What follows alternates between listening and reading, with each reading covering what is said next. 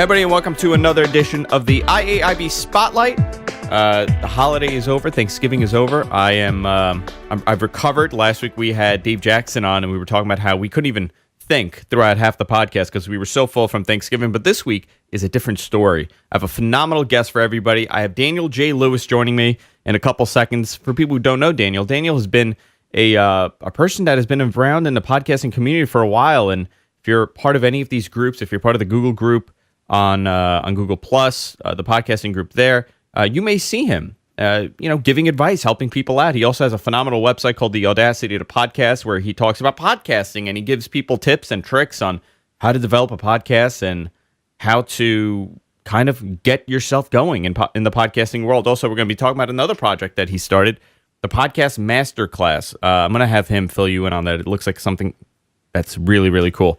Daniel, how you doing? I'm doing very well, Andrew. I'm really excited to talk about this. I love podcasting. I love talking with other podcasters. We could go on and on for hours, I'm sure. I mean, we did the Podcasters Roundtable, and, after the roundtable was over, you, Dave Jackson, and me, we were talking for like an hour, just randomly about podcasting. That happens a lot. We'll just hang out for an hour, 2 hours. I think our maximum now is 2.5 hours recently that we hung out, and just, shooting the breeze offline and talking about podcasting, our struggles, our challenges, our joys, and some of the stuff that doesn't make it into the roundtable, but still it's really fun to talk with a few guys about. And it was great to have you on the roundtable recently as well. Oh, I loved it, and I'd love to do it again.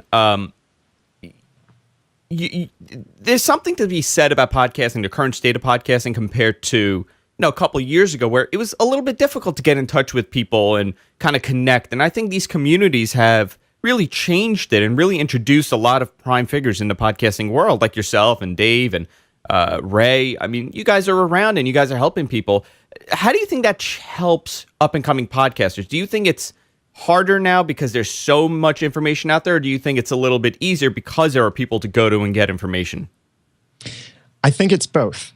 It's harder now to get noticed as quickly if you're not producing quality content and a quality production from the start.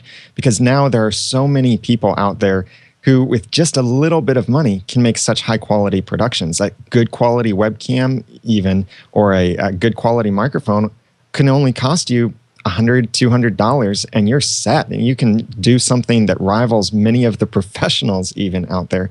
So there's that aspect that you need to be better quality to get noticed in this space. But the other aspect is, despite how many people there are out there doing podcasts right now, many of them are stopping, they're retiring their shows. And many people, though, aren't covering the same niche that you or someone else might want to cover, or covering it the same way that you would. I would say the tech industry, pretty well covered, very well.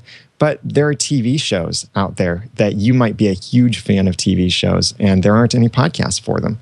And there are many different places where people can still get into this industry of podcasting, and I think find great success in it and not have to bump into too many others who might take their thunder. See, you've done something interesting with Noodle.mx, because it's not your network is not a tech-based network, which you see. You cover everything from podcasting to comedy to TV show recaps, which I'm a big fan of. I'm a big fan of these recap shows. Once Upon a Time is one of my favorite shows actually on television, and I actually found your podcast a couple years ago on it, and I started listening to it when you started doing it. I did a Big Brother recap show, and I was astonished at the number of people that were tuning into something like that.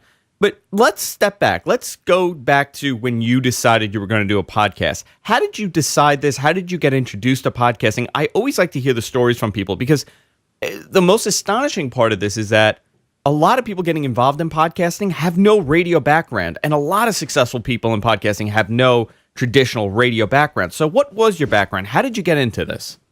My radio background was listening to talk radio for my hour-and-a-half long commute both ways to my office where I worked at that time. And I enjoyed the talk radio, hated the long commercial breaks, but I was realizing it would be cool to do a talk radio show someday. I don't know what I would talk about, but it just sounds like it'd be a lot of fun, build a community like this. And I have a production background in web design and audio and video production, so I have that already under my belt. But when podcasting came out in iTunes in 2005, that was my first introduction to what a podcast was and the kind of content that was out there.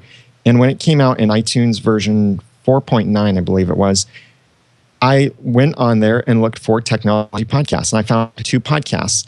I found This Week in Tech and Jesus Geek. And I was listening to them, especially This Week in Tech. And I realized at that time, Leo was bringing in his guests on Skype and just pulling the audio together, recording it, editing it, publishing it on a website system. And I realized I know WordPress. I know podcast, or I know broadcast editing a little bit. I know how to work with Skype. I know how to work with different website content management systems. I could probably do this. And a couple of years later, well, not a couple of years later, it was about a year later, I heard Leo mention a podcast that was a comedy podcast, a web designer, kind of fictionalizing some web design stories. And I realized that was a model I could follow. And it was scripted. It was short. It was kind of slightly dramatized in the way he would tell the story and embellish the details. And I thought, I've got these funny stories that when I tell them to other people, they just roll in laughter. And I'd love to share these. This could be a way that I could share that. So in 2007, I launched my first podcast, The Ramen Noodle, which I'm still hosting today, and it's a clean comedy podcast. And back then, when I was even getting into podcasting myself, I didn't have an iPhone. I didn't have an iPod. The way I listened to podcasts was I took my 17-inch notebook computer in the car and put it in the passenger seat and played the podcast episodes through iTunes on my laptop computer. I bet that was a treat for people that were driving by. They see this giant laptop on the side, and it's, you're just driving around and enjoying whatever you're listening to. Yeah, but that was my way of consuming it. And I loved it. I loved it so much more than the talk radio shows because it was content that was applicable to me, and I was just eating it up. And to get involved with it myself was really exciting. But it took me 2 years to release 9 episodes because I was trying to be too perfect. So was that it? I mean, that was my follow-up to this. Why did it take so long? Was it the fact that you were trying to learn as you were putting it out and you were kind of tweaking it? Or was it, I'm totally obsessive compulsive. So for me, going live is almost a way for me not to have to edit anything because it's out there. And I kind of put it out there and I'm done. If I did a pre-recorded podcast, I feel like I would be editing out every single thing that I'm not happy with. That was part of where I was too, because when I made the decision to get consistent, I made the decision to go live. But backing up from that, what prevented me from releasing more episodes than that was that I was trying to be way too perfect. It was a 10 to 15 minute episode. It was scripted. So that meant I had to write the script, then rewrite the script to make it funnier, embellish some details here and there. Then when I would read the script, I would try to perform it. And if I messed up one single little word or stumbled over something, I had to do the whole paragraph over again. And all of that meant a lot of editing. So it would take me, I think, no joke here, I think it would take me about 8 hours of time to release a 15-minute episode. So for those early shows, I mean, how were you determining if something was working or not? How were you getting feedback from the audience? Or were you just giving it to people that you knew and said, hey, listen to this. What do you think? Yeah, at that time, I didn't really have much of an audience. I think I had 20, 30 downloaders, subscribers on a consistent basis. And so I wasn't getting all that much feedback, but the little I enjoyed, and I was hearing from people that they laughed, they thought the stories were funny, and I really wanted to release them much more often. But it's funny now, we made a decision, I made a decision in 2009 because it started as a solo show. It's now a co-host show. But in 2009, I decided I got to get serious with this. So I decided to do things like make it live and unscripted, live giving me the accountability that people would show up for it, and also try and make it weekly by scheduling it into my day. And it's been much better since then, and we've been releasing episodes almost every single week since then. But there are a couple iTunes reviews that I don't know if they posted these reviews just to make me laugh, but they say in their reviews, oh, the show is great once you get past the first 9 episodes. I'm thinking, those are my best. That's where I put the most work. Maybe not my best, clearly, but that's hours and hours of work in those first 9 episodes, and that's what came of it. What was your initial setup like when you started podcasting? I think now the go-to setup for anybody that's starting out a podcast, and I always tell them, get an ATR 2100 or AT 2005, connected via USB, record your podcast, and see how it goes. But we didn't really have that in 2005, 6, 7, 8, 9. My initial setup was, and I wish I had photos of this. I was using the little Laptec stick microphone that comes free with sound cards. Yeah, like from the 90s. Yeah, exactly. And that's probably where it was from, too. And I plugged that into my computer, recorded that way, and I knew I needed a pop filter because I could hear it when I was talking. So I got a wire hanger, and at that time I was a bachelor, so I very sheepishly walked around to some of the ladies I knew at the office and asked them, do you have any old pantyhose I could have? I need to use it for this audio project. Seriously, I'm not weird. So I made a pop filter out of pantyhose wrapped around a wire hanger, put that in front of the microphone, and then knew to be close enough to the microphone that picked me up and not other noise, and not so far away that, or not so close that it was picking up every lip sound. And it worked. Okay. And then I could do some enhancements inside of Audacity, but that's how I started. And I mean, you've come a long way, obviously. I'm looking at a PR40. I'm looking at a not a homemade pop filter, obviously.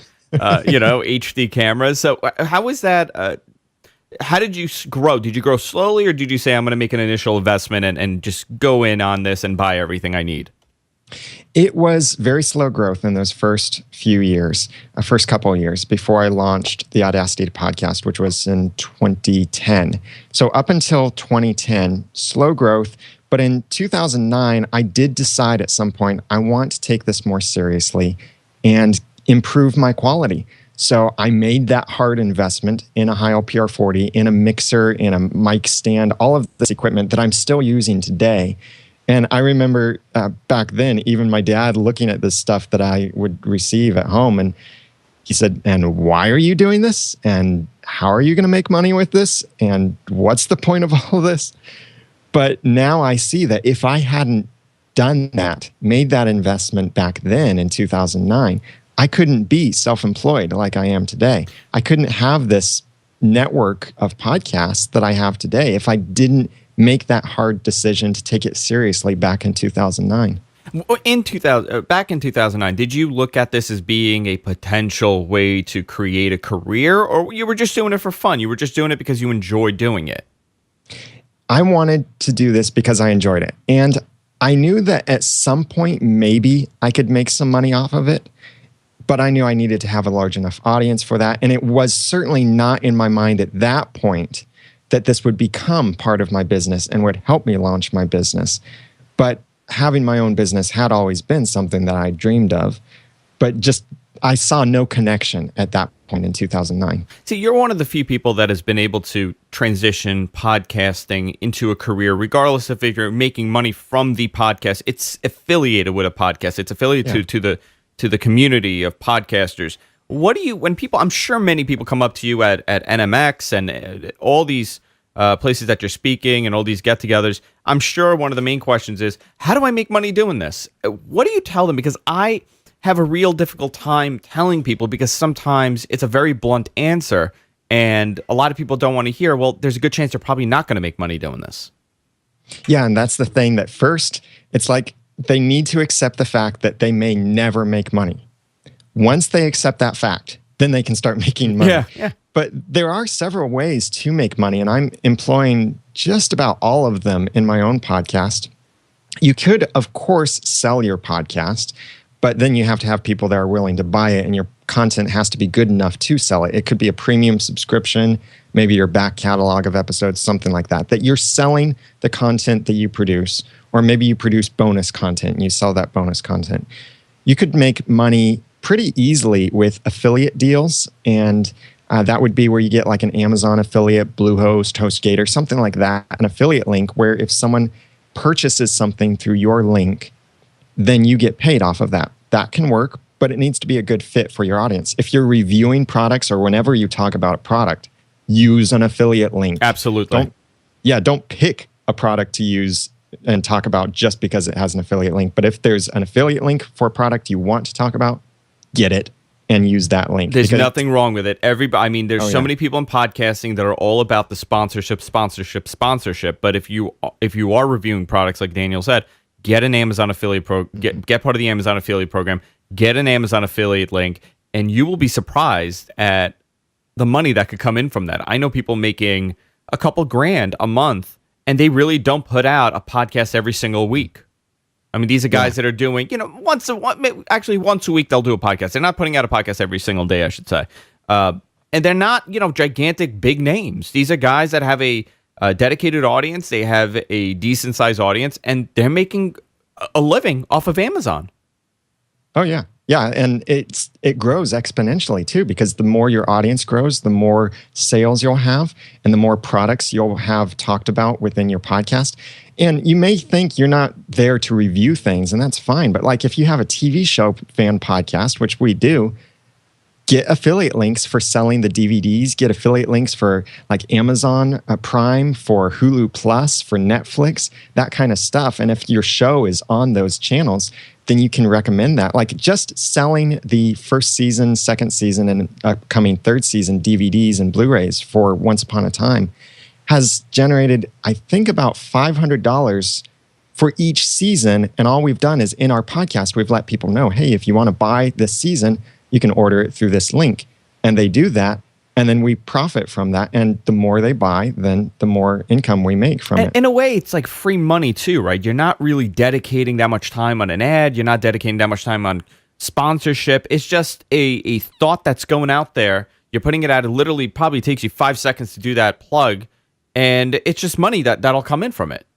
Yeah. And in fact, you're sometimes making it more convenient for your audience by doing so, because I have a big pet peeve here on certain usability things. When people ask their audience to find something, like find me in iTunes, find the needle in the haystack, they're basically saying, or if they refer to a product and they say, yeah, find it on Amazon. No, make it easy for your audience, and you can make money for it by just saying, yeah, you can get this product from Amazon by going to mydomain.com/product name. And then you have given your audience a very, very convenient way for them to check out the product if they want to. And then it's easy for you to make money too. So it's convenient and a win-win really for both you and your audience. Talking about a pet peeve of yours that people do wrong. You had a very interesting blog post on your website. You were talking about the statistics based on the podcasting awards and things that, astonishingly, things that people are not doing and things that people are doing wrong.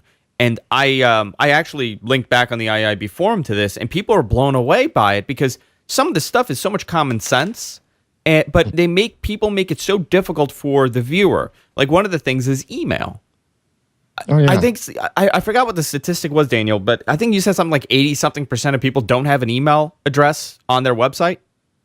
Yeah, it was somewhere around there. I'm trying to find the post now. I'm on the website. But, I mean, these are things that really, it's common sense stuff, but people overlook it, And my biggest thing is, well, how do you expect an advertiser to find you if you don't have an email address?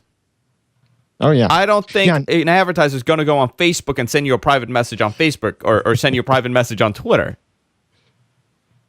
Yeah, it's about making yourself accessible. And I know people are concerned about spam, but really the spam protection tools are so good these days, especially if you just have your email address forward to Gmail. Please do not put a Gmail address on your professional podcast site. Make it a domain account that forwards to Gmail. That's fine. I do that. Actually, all of my email addresses just forward to my personal Gmail account.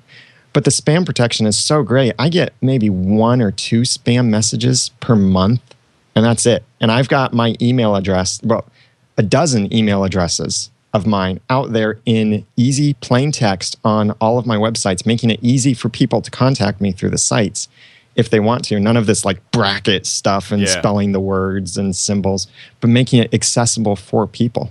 I think it was called, I found it, The Good, the Bad, the Ugly from Podcasting Lessons from the 9th Podcast Awards. This is episode 148 on your website. It was posted October 28th. And if you've never gone to Daniel's website, which I'm sure if you're watching this, you have, because if you want to learn about podcasting, you go there. This was an astonishing, unbelievable post based on some of the statistics. Some of the bad 44% do not have a way to play or download the episode on the homepage. Crazy if you think about it. 12% do not have a newsletter. I kind of understand that. 15% have a call-in number or a widget. That's the bad stuff. Okay. The ugly, I think, 80% of video podcasts do not have an RSS feed, and 82% have less than one paragraph. So these are things that you'll learn. But Daniel, how did you piece all this together? How did you put everything together? Because the Audacity podcast is not about Audacity. Did it start off for Audacity? I mean, explain that to me, because it's amazing.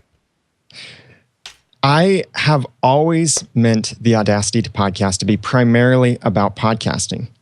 And the use of the word Audacity is really a double meaning. Sure, because and podcasting. When I started it, when I started it, everyone was talking about Audition, GarageBand, Sound Booth, all of these other apps. And they'd say, and you could probably do this somewhere in Audacity. But I thought, wait a minute, why don't you just tell me how to do it in Audacity instead of saying, it's probably there. So I decided to be a podcast about podcasting that would feature Audacity. And so when I would tell people how to do something in an editor, I'd refer and give them direct instructions of how to do it inside of Audacity.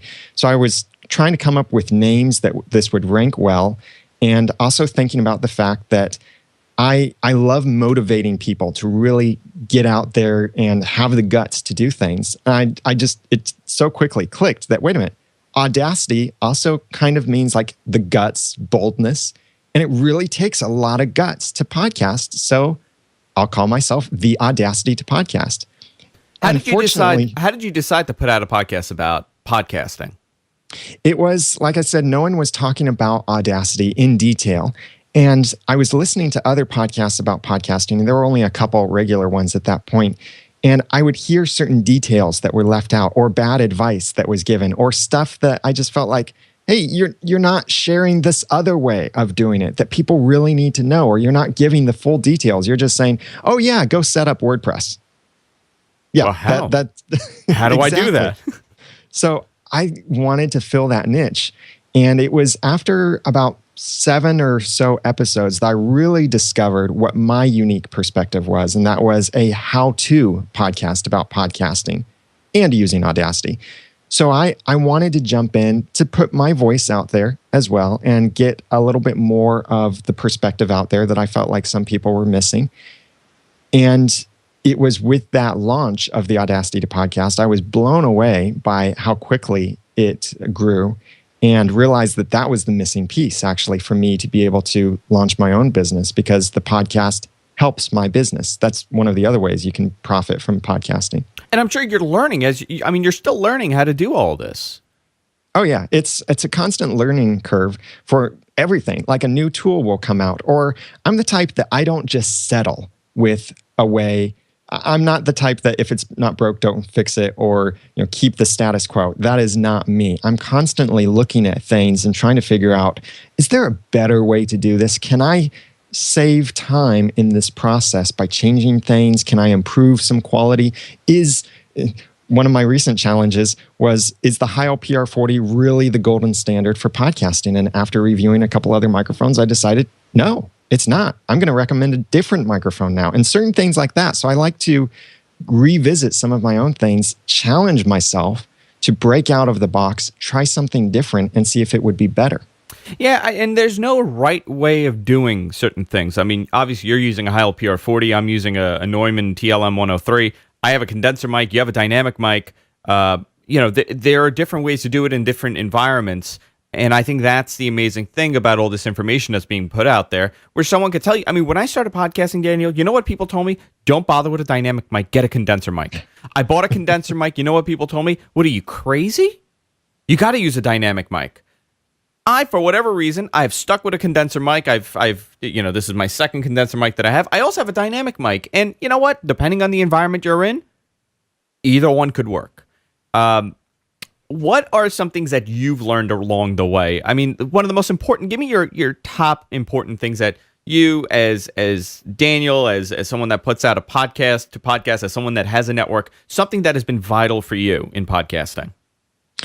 I'll make it 3. Okay. I don't know what the third one is. Give me yet, as many as you want. I'm writing all this down, Daniel. Whatever you're How much time do we have? One of the things that I learned early on and continue to have to remind myself is don't be afraid to invest in your podcast. I know that the reason many of us use Audacity is because it's free. And free, though, always comes with a cost. It either costs time or it costs knowledge. And Audacity is no exception to that. But if you're going to spend money, spend the money on hardware before you spend it in software. So if you're using one of those little Laptec microphones, don't buy Adobe Audition thinking it'll improve your podcast. Buy a better microphone and continue using Audacity. But that's a main lesson there is don't be afraid to invest in order to improve your quality.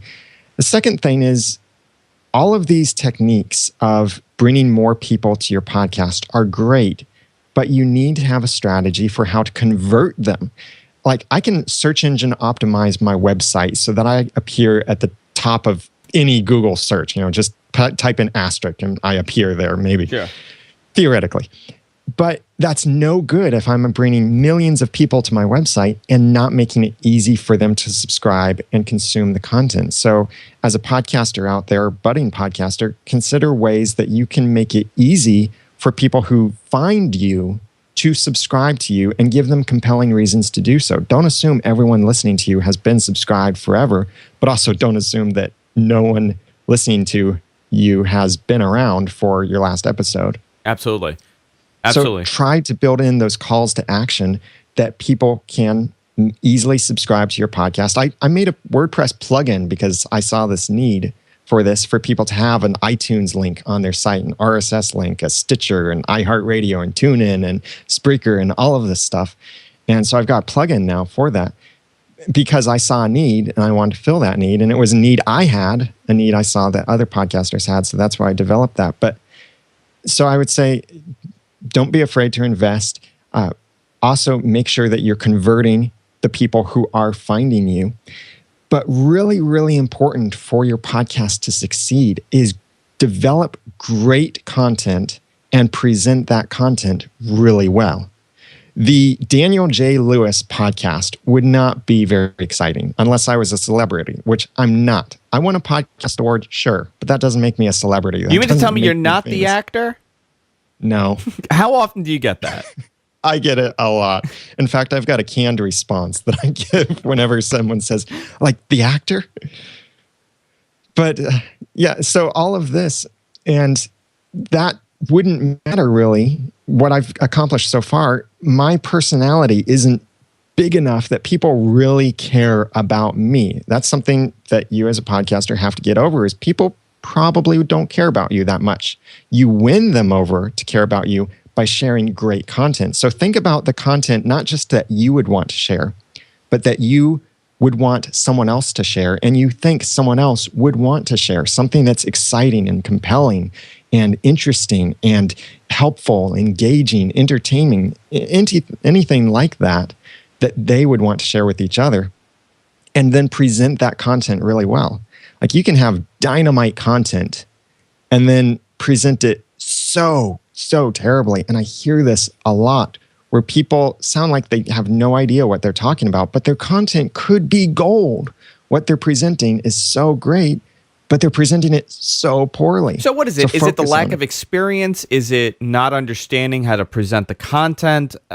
And this is something also that's been a struggle for me early on was, how do I know what I'm saying and doing is working? I mean, obviously you'll have the 10 or 20 people that are, fans and they'll like whatever you're saying, but how do you really know it's appealing to a broader audience? I think when you see the interaction from the people and you see them saying, thank you so much for this, or, hey, I found you and this provided just the answer I needed, or that kind of interaction, the dialogue that you get with your audience and relationships that you start to build confirm for you that you're doing the right thing. Let's talk about the pet peeves again, because I like it when people are honest about things that are working in podcasting and things that are not working in podcasting.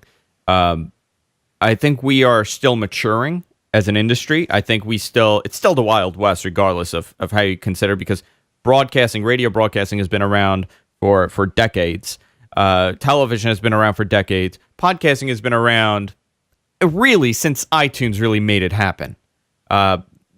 So let's say 2007, 2008 is the boom of podcasting. What don't you like about podcasting? Because you are very involved in the community, but there has to be things that bother you as someone that is putting out content and trying to help so many people. It's rough to answer that because I know this might step on some people's toes, but it bothers me sometimes when people jump into this and they have absolutely no plan whatsoever. Like they don't even know what they want to talk about. They just want a podcast. And that just doesn't really make sense. And that can really bother me. And that comes out when people do like the Daniel J. Lewis podcast and they just talk about whatever they feel like talking about. And that just isn't working very well. And when people are using bad advice, whether it be a bad microphone or their built-in microphone or Blog Talk Radio or something like that, because they got too excited and just jumped in with the first thing that showed up on Google as podcasting service or anything like that. I really would encourage anyone out there to step back, have a plan. That doesn't mean you have to script all of your next 100 episodes, but know what you want to talk about, know where you want to go with your podcast, maybe know what your next 5 or 10 episodes will be about, but at least have some plan, some goal, and your plan is how you get to that goal, and try to take it seriously. I just did a couple of podcast episodes about this, about having fun with your podcast was one episode. And then the other episode was how to take your podcast seriously. And I think that even for us hobbyist podcasters, that taking the podcast seriously can still work, because then even in your hobby, you could be seen as an authority in that hobby. So speak with authority. My personal problem with something, issue, not necessarily a problem, but an issue is how people present their podcasts. And I think we are getting a little smarter as a community on how to, not spam, but kind of put your information out there. I think something that you do is phenomenal. Whenever someone is asking for advice, you never say like, go to my episode and watch this. You'll talk about it and you'll say, if you're interested, you do it, and I think Dave does it too. And I think that's the appropriate way of kind of introducing people to your product. You focus on a topic and you fill people in on what it is, and you do it. What drives me nuts is someone saying like, hey, just started a podcast, go look at it.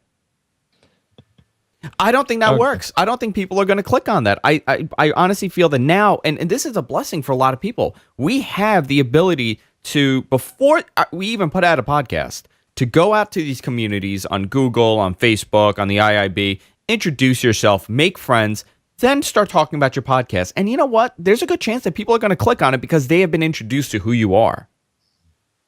That's part of the way that I built the audience for the Audacity podcast when I first started. Even to this day, I watch Twitter for whenever someone says the word Audacity and podcast or podcasting.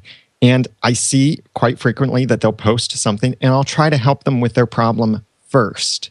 Then I might refer them to something that I've done, maybe a service I offer or maybe an episode I've done. But first, I try to build that relationship, meet the need first, and then point them to my content if it's relevant. As far as building an audience goes, obviously people say, well, no, use the social networks, go on Twitter, go on Facebook. That's a great way of doing it. But the Daniel J. Lewis way of building an audience for a first-timer, what are some steps that someone could take? If someone comes to you and says, Daniel, I'm starting out a podcast, it's about blah, blah, blah. I have the next 20 weeks in the can. I know what I'm going to talk about. I know what my plan is. The content is solid. How does this guy get found? He has phenomenal content, but what does he have to do? What are some steps that he should take to get discovered? Yeah, so there are passive approaches and active approaches. And the passive approaches, like you said, have great content, but also present that content well, like search engine optimize your site. Avoid the cute titles, have practical, compelling titles that people might actually end up searching for. And so that's the passive way, is the people who find you, or you could call it inbound marketing. But the more active ways are go out there and engage with your potential audience. Don't go out there just for the sake of trying to tell them, hey, check out my podcast. It's like the person at networking events who goes and the first thing that they do when they shake your hand is they give you a business card. Yeah. I never end up talking with those people later.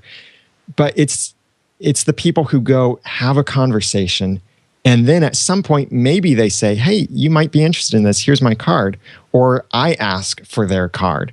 Those are the people that I end up connecting with later on. And that's the way it works in podcasting too, is look for your audience, try to connect with them, or just get involved in the conversation. Like if you're on Twitter and you've created a Twitter ID for your podcast, so your profile, your name, your avatar, all of that is branded toward your podcast in some way.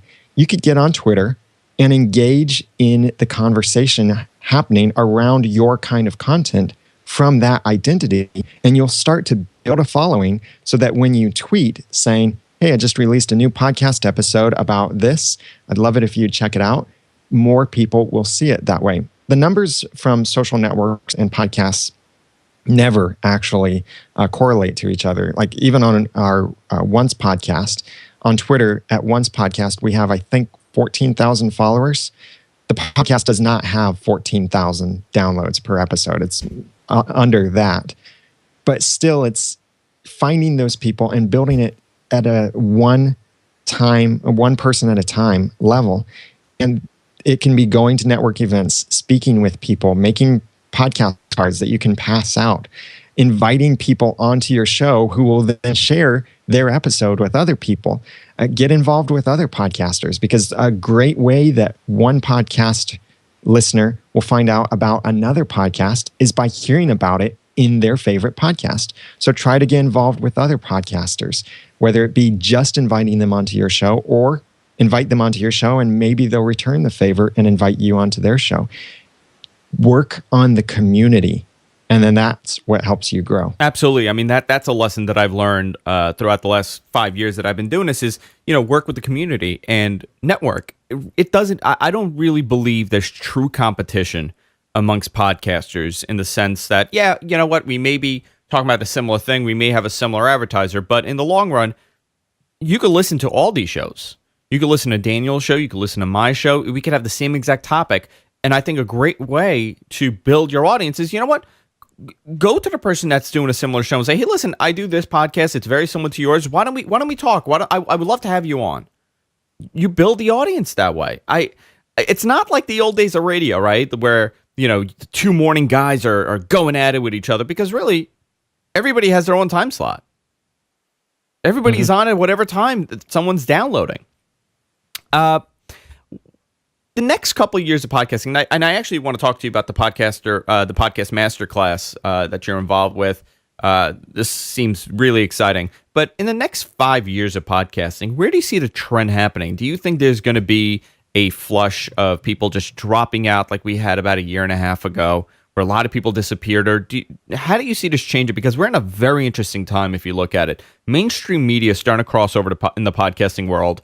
iTunes at one point would have people like me on there, and they still do. I mean, you'll get a feature on iTunes, I'll get a feature on iTunes. But if you look at it, the bulk of people are known, established celebrities. And you know what? Rightfully so. They're known. iTunes is in the business of getting people to use a service. But do you see that hurting us? Where do you see the trend headed in the next 5 years for podcasting?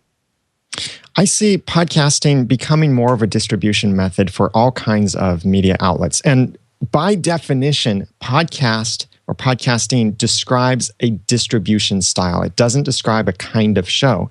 It is downloadable media syndicated through an RSS feed via the enclosure tag. That's the short form of what a podcast is. So that could be a TV show, could be a radio show, could be a home-produced video, anything like that. So podcasting is a distribution method that I think that big media will continue to come into. We'll see more content, I think, available in the space, content from the big-time producers. But as far as how this affects the industry overall, I think we'll see more small producers really rise to the top.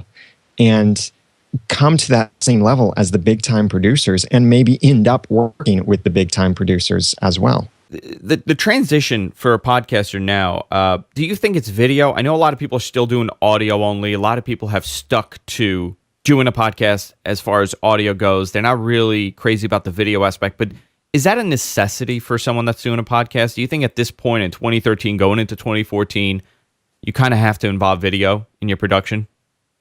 I don't think so. I think you can really find great success doing audio only. That's what I was doing for several years, and still I release content primarily audio only. And look at how people can consume audio while they're driving, while they're mowing the yard, while they're doing housework, while they're working. All of these places where they can consume audio, but they can't consume video in these places. Video is really a sit down and focus your attention on it, unless it's just a talking head, in which case it could be just audio. Audio, I see, has a much lower barrier to entry for the producer because it just means a microphone, a good microphone. Like you mentioned, the ATR 2100 USB is a great microphone for only about $40. And you could have a great quality podcast with just that. Very easy. But to have a very good video podcast takes good lighting, good sound, good video, all of this stuff. And then the time to produce that is much more than audio as well. So the barrier to entry for video is higher. And I still think, though, audio is really the place to definitely focus because even the mobile apps are focusing more on audio production or audio distribution, like iHeartRadio and TuneIn and Stitcher and all of these podcast platforms that are coming out and directories and apps, they're all audio only. And many of these apps are getting very popular. They have awesome new innovation inside of them, but they're audio only. So I think the podcast side will continue to be predominantly audio, and I think that's fine. But there is place for video if it is content that works for video. Stuff you have to see in order to enjoy or get the benefit from it. That will always work best in video. Like I've tried describing things in my audio podcast before and realized, wow, this is just so horrible to have to speak someone through this. It'd just be so much easier if I could just show them how to do it. And that's where video can work, is showing people things, not just telling them things. So I think that audio will continue to dominate, but video also has great places that can grow too, because if you're producing short form video, like 5 or 10 minutes, that's great. Be on YouTube, Vimeo, all of these video distribution platforms, and host a video podcast, release it as a podcast. But for long form content, I think audio will continue to dominate. We recently, and you brought up something so to the point. We do video here at GFQ. Everything I like to take it as a voyeuristic shot into what we're doing. We never look at the camera. We barely address the camera. We're just, the cameras are on and we're switching the cameras. And we started doing video and we stuck to it. I felt that when we started doing it, it was a little bit of an advantage for us because people weren't doing, widescreen content or HD content at the time. And it helped a little bit. I mean, but for the investment, it's not a 1-to-1 ratio where you're getting what you're putting in. But we've realized that short form video goes a long way. I mean, we do product reviews at the end of our tech show, and it's, the picks of the week where we talk about a product that we like and a product that, or a website that we like. And we've noticed that those 2-3 minute clips do tremendous. I mean, just instantly they'll get a lot of views because it's a short clip, it's informative, and boom, to the point. You know what you're getting. So yeah, I think something like that is an add-on. But something back to even today, I got to tell you, even today, before we did our interview, I wanted to consume some content, video content, and I went on YouTube and I was looking through 10 minutes. No, that's too long. 3 minutes. I'll watch that one. Yeah. On YouTube, just today I was doing that. It's funny. I did the same exact thing yesterday. I was looking for, I'm going to root my phone. And there was like I was going through the tutorials on how to root it, and I was reading about it. So I went on YouTube, and I saw a video, 22 minutes, 15 minutes. I'm like, oh, that's way too long. I found one 4.5 minutes, and it was the simplest thing in the world. Awesome. So, I mean, exactly. People want to consume the content as soon as they can. Do you think video? Do you? Let me rephrase this. Do you think people who do video to start off have somewhat of an advantage if their video and audio are decent compared to someone just doing audio? I think they may have an advantage if they're already starting out, but that's a huge cost to get that advantage. Cost in time, energy, and money, of course. But yeah, I think that video, as long as they're hitting the content well, is a more interactive way because you get to see the person, you get to see their expressions, not just hear it. Hearing is great, but seeing is even better.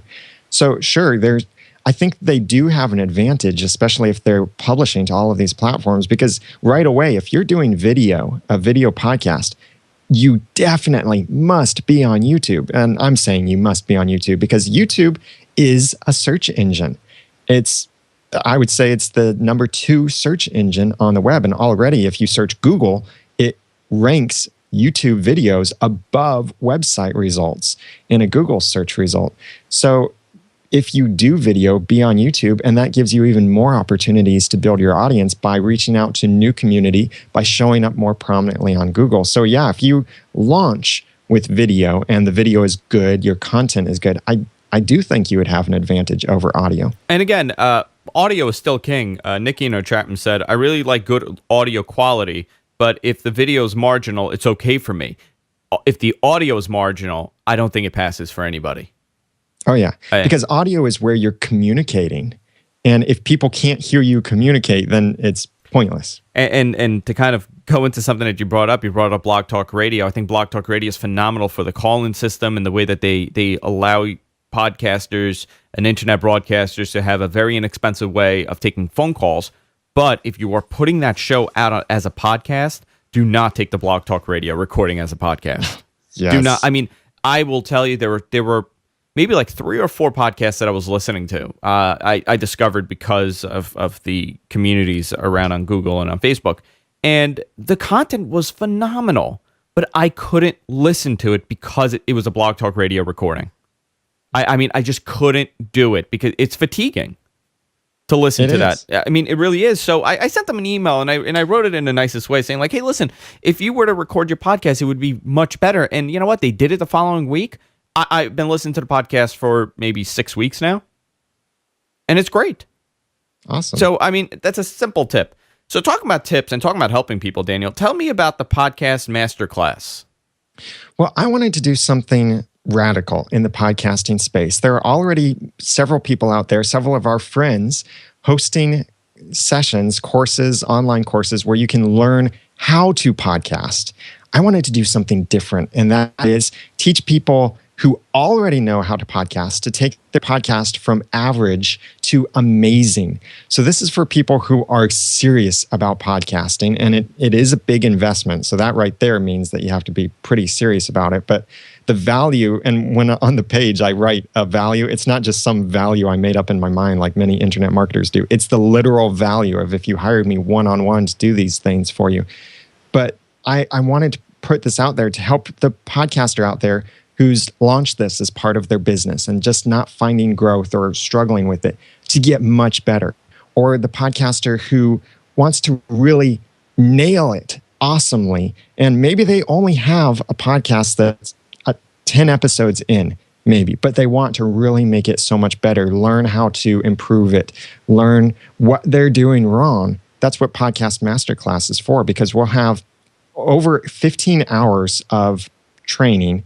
We'll have a 100-point review of their podcast, of what they're doing well and what they're not doing well, and then some one-on-one consulting to help them with those high-priority items that they could do to make their podcast so much better. And you're not just talking about, technically making it better. You're actually saying, content-wise and delivery and overall package, how to improve what you're doing. Right. I'll be looking at things like if the podcast producer has great content, but they sound like they're dead, that they're not interested in it. Well, that's something there. They have no passion, no excitement for the content. Or if they are all over the place and forgetting their notes, or they don't give a good context as they're speaking. Many different things that we'll be looking at on their podcast and then helping them to overcome those things. So they don't just get a grade of F, you fail at podcasting, go away. No, it would be, okay, you've got some things to work on here. Here's how you can improve that. Here's what you need to do to fix that, whether it be something that you struggle with in creating your content or something that you struggle with in presenting your content, or maybe it's a technical problem or a technical solution that we could find. But those things that people need to really take their podcast from average to amazing and move beyond just the A to Z's and really find success with their podcast. So, I mean, technically, anybody that's getting into podcasting could take this course. Even if you just started podcasting, you could take it. But you're kind of targeting to someone that has been doing it for a little bit longer and they want to refine what they're doing. I would say they have to have at least one episode. Okay. So it could be the beginner podcaster who realizes that I really want to take this seriously, so let's really take this off. Or it could be for the seasoned podcaster who wants to get better. But that is a requirement that they have at least one episode, because that's what I'll listen to or watch, review, and we'll work through to see how they can improve. And this isn't going to be stuff about how do you set up a WordPress website and what is RSS and that kind of stuff. But it will be about, okay, you have a WordPress website, but it's not converting your traffic. How can we turn your website visitors into subscribers? That kind of thing, really making it practical for people. I think that's phenomenal. I really do, because there's so much information to consume, and there's bad information, there's good information, but in the long run, people know what sounds good. Even if it's not your forte, you're not really into that kind of content. If you listen to it, I can listen to a podcast about tires. Now, do I like tires? Yeah, sure. Who doesn't? But am I into tires? No, but I know a show sounds good. And I think that's kind of the point. You could kind of determine what sounds good, what doesn't sound good, how it's being presented. And I think, it's definitely an investment to consider if you're, looking to do this for the long run. And that's what it's for, is the serious people who want to take it seriously, not the average podcaster. Eventually, someday I'll have something for the average podcaster who just wants to get a little bit better. This is for people who want to get amazing. Daniel, you're also speaking at New Media Expo in January. What are you going to be speaking about over there? Yeah, Ray Ortega from Podcaster Studio, Dave Jackson from School of Podcasting, and I will present a panel on how to grow your podcast audience from hundreds to thousands. So I'll be talking about the stuff you're doing that's hurting your growth and give you some practical tips on growing your audience, growing your community, and we'll give you some crazy off-the-wall tips and show you how it's actually worked in some cases and give you some crazy ideas of ways to grow your audience. And I think that is a point where a lot of people reach. They reach like 120 to 300 subscribers, and then that's it. Like for like a year, they won't budge beyond that. And I've had those emails too, Daniel, where people say like, I don't know what happened. Like I started doing a podcast and every month there was like 100 new subscribers, and then it just stopped. What do I do? So I think Leo something Laporte like that said this. Leo Laporte said the same thing, that he's reached, 250,000 subscribers, and he feels like he hit the ceiling and he doesn't know how to make it grow any farther. And there are still ways to break through. Listen, there's millions and millions of people on the internet, and there's millions of people pretty much with the same interests that you have. There is a way to convert those people. I honestly don't know the exact way of doing it. I test different ways, and some things work and some things don't, and that's how I'm learning. But if you're in Las Vegas, if you're going to New Media Expo, that's a panel that I would definitely listen to. This year I was planning on going, Daniel, but I ended up my wife surprised me with a trip to Cancun, so I'm going to be going to Cancun instead. Oh, and I was we'll actually planning on going to listen to these presentations, because every year that I've gone, I've set up a booth, we've done a show, or I've presented, I've spoken. So it's been so difficult. So this year I was like, you know what? I'm going to go and I'm going to listen to these panels, because I want to get some more information. And the one time I want to do that, it's not going to happen. So unfortunately, I'm going to miss everybody there. Daniel J. Lewis, everybody. Daniel, I want to thank you again for coming on. And I definitely want to have you on again, because this was really informative. And I know a lot of people are going to be listening to this podcast and taking some serious information away from all this. It's been an honor, and I know we could go on for hours and hours talking about podcasting. We both love it so much. Oh, definitely. We should do it again. Daniel J. Lewis, the website for podcasting tips to learn how to podcast, learn how to do pretty much anything with podcasting, and just get information about the industry. The Audacity to podcast.com. Daniel also has a phenomenal network, Noodle.mx Network. He talks about podcasting. He does the Once Upon a Time podcast, which is about the TV show. Under the Dome Radio, which is another great TV show. You could go there. And, of course, the Clean Comedy Podcast you do on the Ramen Noodle. Noodle.mx is the website. Noodle.mx. Of course, you can follow Daniel on Twitter. What is your Twitter handle, Daniel? The Ramen Noodle, named after my first podcast. After the first podcast, the Ramen Noodle Clean Comedy Podcast. Daniel, thanks again for coming on. I had a great time talking to you, and hopefully we'll do it again. Thank you, Andrew. It was on our...